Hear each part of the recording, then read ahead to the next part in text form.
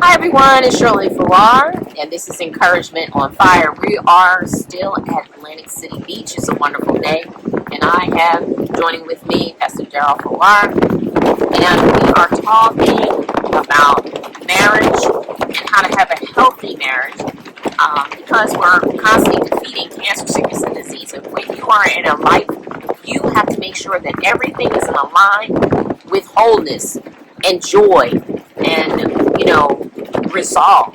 And so this is part 2, and we're talking about communication in a relationship. And so Pastor Darryl, you were talking today about what topic you said in communication? So, when you're entering into a relationship, one of the things I've always said about people when they join a church, I myself, I don't know about other pastors, I myself have a spiritual resume. And I would ask them, why are you coming to this church? What are the gifts and talents that you have? But most importantly, what are you bringing to the table? See, because we get into relationships and there are things that are unsaid, unsung, discrepancies from our past, the way we were brought up, our little idiosyncrasies, the things that we don't talk about that could be minor blips in the road, or they could be some mountains that we are hiding. Right. And so when you enter into a relationship, you need to be as honest and forthright as much as possible, literally to expose yourself to the other person in that relationship and say, this is me. Yeah. And this is all me. And if you choose to go down this road with me, I need for you to know this is what has happened to me. This is my story. This is my resume. This is where I've come from. This is my background. These are my hang-ups. These are things I like to do. These are things that hinder me. Because we always talk about things we like to do. We always talk about the positive things and what I've done and what school I went to and how much money I make and want everybody to see all the good. Yep. What things I've done in the past. The good. But, come on. Mm-hmm. But life is this.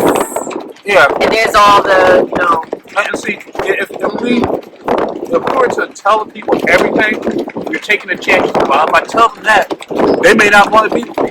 Well, if you tell them that, maybe they have the answer to whatever is happening to you. Right. Maybe they're the ones that have been sent to help you through your situation.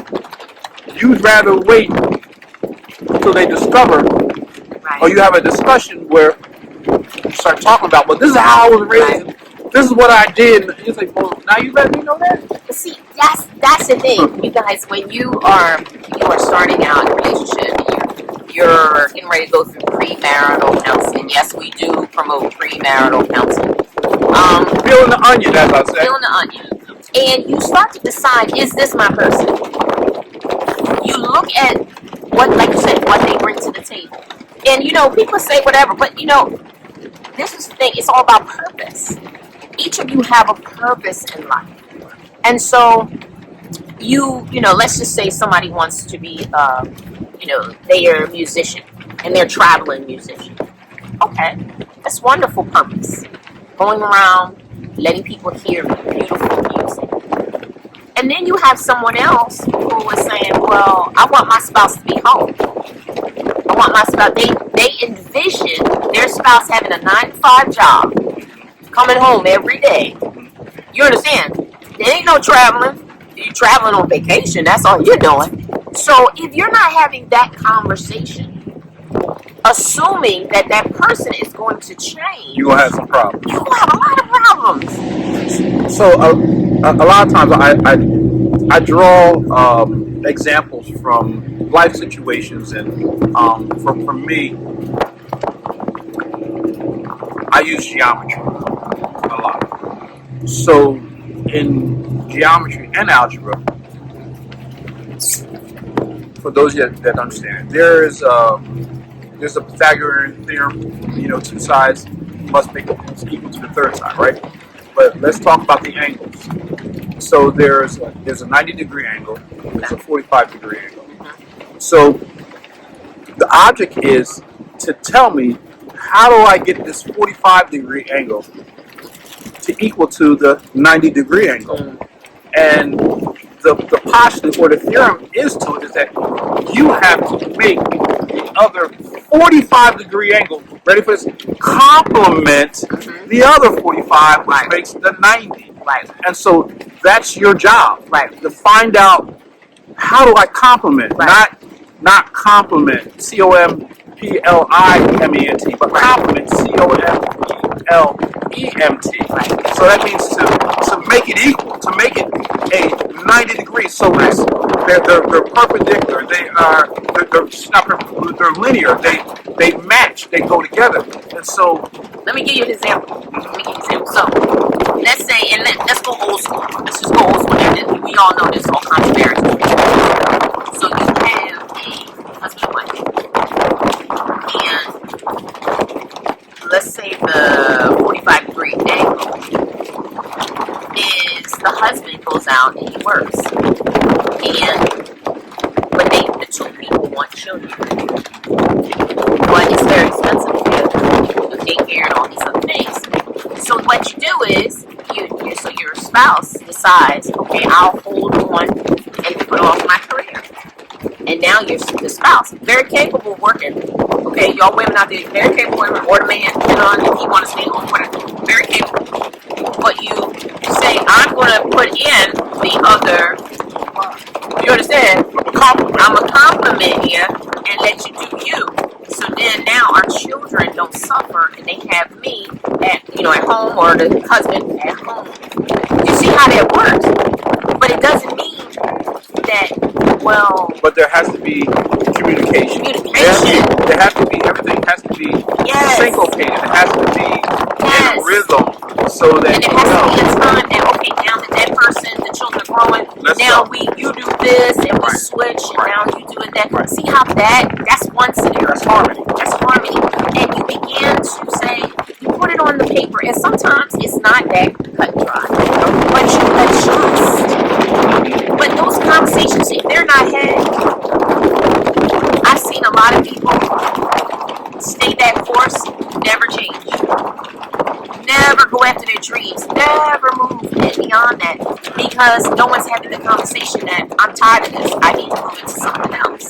I need to do that. So you gotta have that conversation. And children may not even be involved. It could just be two people in a marriage. And you are on one course. You know what I'm saying? You're on one course. And then all of a sudden, you want to change. Well, guess what? You still have to adjust. You just can't say, I'm changing today. It doesn't work like that because you've been in the same course. Okay, so now how can we adjust? How can we make my dream, your dream come true in this area? You understand, like, how it's been. See, the Bible says that our sons and daughters shall prophesy. They shall prophesy. It says, young men shall see dreams, and old men shall have visions. So there comes a time when one part or season of your life has to change, because God is giving you another season. He's giving you dreams to do something different. And we have to know when it's time to move from one scenario to another, so that we can still be harmonious, we can still move into other areas of life, and it doesn't have to be, well, you're taking away from me. No, I'm here. I'm here to compliment you. I'm here to help build you in this new season or this new part in your life. Because just because one thing is on the downward trend doesn't mean that your life is over. It just means that, I tell everybody all the time, the word retire means to put on the tires. That means to do something else. Just because you've done something for so long doesn't mean that you're dead. It means that, that part of my life is over.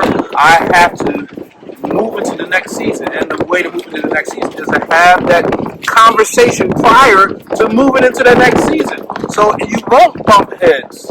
you won't say, well, you never told me you wanted to do that. Right. You never told me that this was going to happen. I never would have thought. I remember. I'm going to say. I'm going to spill the beans here. When me and Pastor Shirley got married, about a year, maybe not even a year, maybe like 6 months. 6 months into our marriage, I said, yeah, I think I'm going to become a minister. Oh, And she went off the handle. Oh, my Lord. She said, I never want to marry a minister. Did I say that? Yes. Because she's seen all her family become ministers, and it wrecked whatever dream that she had in her mind of what she wanted to do. And it did come out later on. But, you know, there was a lot of arguing. They used to sit around the table. And I'm not saying it was bad, because they used to talk about the word, you know, iron sharpening iron. But I saw it as a child. They were arguing, and I didn't like that. But now I'm older. I see that they were looking at principles. They were looking at some things, and they were trying to have good conversation. Because we do that. We sit at the table. God, the word says this. Yeah, but I saw it different. But also, now this was my view of what you were saying. Is that because we got married? Yeah, we got married at such an early age. Restrictions. You couldn't do some of the things that you wanted to do because you were becoming a minister's wife. Well, keep in mind, we got married. I was 19 years old. Right. So fresh, fresh bread, fresh out my parents' house. So you're talking about, my parents were very strict, so I didn't wear a lot of different clothes that a lot of young single people wear. You think you're missing out on something, not really. I didn't go to a lot of places. I told people, I did club and things like that. I did do a little sneak out once here. Or was it? I ain't gonna talk about that. But that was like 1 or 2 times, so you can't really count them. She did more than 1 or 2. She's stretching it, y'all. Anyway, go ahead. And then, I didn't drink. See, that's the thing. I didn't drink. I was not a drinker or a smoker. And so, when you haven't had any of those things in your life because you honor your parents, I'm not going to do these things. Now, there were some other things that I did do. Y'all know about that. But, even in that, it was like there was a lot of things that I didn't. And so now I'm thinking, I'm an adult, I'm grown, I got married, and now I'm getting ready to put on restriction. Think about that. So that was like, what? Now I'm married a minister? What? So I had to come to resolve about that, and I had to talk to God about that. There was a balance. We had a balance, like, okay, so being a minister's wife, what does that mean? Blah, blah, blah, blah. We had to have a conversation. Some things, it was like, oh, okay, that's not so bad. That's not, this. And then I think also maturing in the faith. When you're maturing in the faith, you realize that a lot of the things that they tell you in the church, you shouldn't be doing these things, you shouldn't be doing. A lot of that was oppression. I mean, literally, I look back now, that's oppression. Like, women shouldn't be wearing, like they would say, a mini skirt or something. Really? Well, I'm just saying, you put some shorts on underneath your mini skirt. A lot of the principles of what they're saying were right. Right. But now maybe not going to church right, that way. But the aspects of which they were doing that's different. Right. So, but the one thing about that is that became saved from a lot of absolutely trials and tribulations that most people didn't come back through, or they had to come from a long way to become who they needed to be. Yeah. So because in our family we have some alcoholics in our family, so by not drinking, that did help me not have to be tempted or go down that type of medical issue, I would say, because certain people's bodies react differently than others. But yeah, just figuring out those things, and over time, in 35 years, figuring out what was oppression, what is God really saying about these things. Now, as when you take an eldership, or you take the pastorate, or you take the apostleship, or the bishopship, that's different. So in that, you are saying, I will not be doing these things. Now, everybody else in the faith, you want to drink occasional drink, or whatever, just remember that it's still toxicity to your body.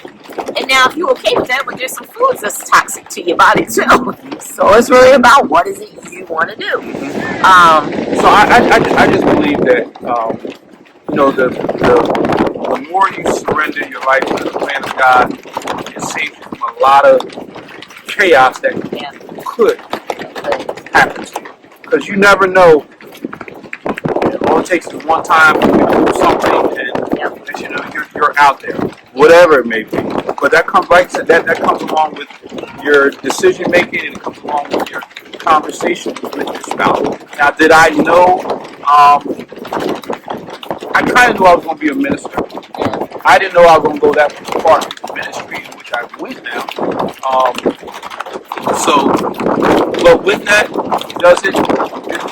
those conversations, those decisions, it has a ripple effect through your family, through your children, through the people that you allow to be in your life, the things you do, the things you talk about, the people you interact with, your job, everything. So, those decisions are things that must be said, because, listen, some people don't take that decision to be as heightened or deepened with them. Some people say, well, listen, I'm good with just being a Christian. I'm good with just going to church every other Sunday, or Bible study, whatever. So that's between you and God, but those are decisions and those are conversations that must be said, because when you decide to get together and you guys say, well, this is ready for this is where we're going to go to church, this is what we're going to do, and the other person will say, well, hold on, I don't necessarily agree with that. I think we need to talk about that. Yes, you should. We need to talk about where we go to church, and what we watch, and where we what we do and what we allow our children to do, because we have these thoughts in our brains and thinking, well, again, they know what we're going to do without telling them. And then you're into a full-blown marriage. You're like, right. And that's the why thing. did you tell me that? That's the thing about premarital counseling. You should have these conversations. Right. This should be constant. Instead, what we do is we play pre-married. We walk around like we're married already. And like we had these conversations. So we're going out pretending like we're married. We go to vacation pretending like we're married. We go out with our friends pretending like we're married. But there's no substance. Like, you should be able to say, in 5 years, where are we going to be? In 5 years, we have already decided we're going to be doing boom, boom, boom, boom, boom. And even if you don't do those things, the point is that the goal was, these are the things we were going to do so you can stay on point. Think about if all of us, each of us had, whether college or no college, technical skills, whatever you do, there was a goal in mind. You came out of high school, right? First of all, you're gonna get your diploma, or you're gonna get your GED, you're gonna get something. That was the goal. Then you leave and you say, okay, this is what I want to do. Some people say, I want to go into the service, military. Okay, I want to go in. I want to, go out of this country, and they want to, travel abroad and work abroad. That's fine. Or some people say, I want to be in construction. Or some people say, I want to be a lawyer. There's a plan. There is a plan. And then when you decide, remember, and how many years have you thought about it? You probably thought about it all your life for what you were going to do. And then you're like, okay, I want to do these things. So you planned it out. You researched it. But then we get to the very thing no one researches, no one does premarital, you don't do any education on it. You have people in your family that just was not successful in marriage, and you're taking their advice and all these different things, and then all of a sudden, you're like, I got it, I'm going to do it. I'm not going to do what they did. Really? Do you have any education on it? So I'm glad you said that. So I'm going to segue into this part. Let's talk about the ones that are married. They're married, but they pretend that they're married. Oh, you sure you want to go down there? Listen, they're married, Oh, but it's a no. facade. Oh my God. They're pretending, and it looks good on paper.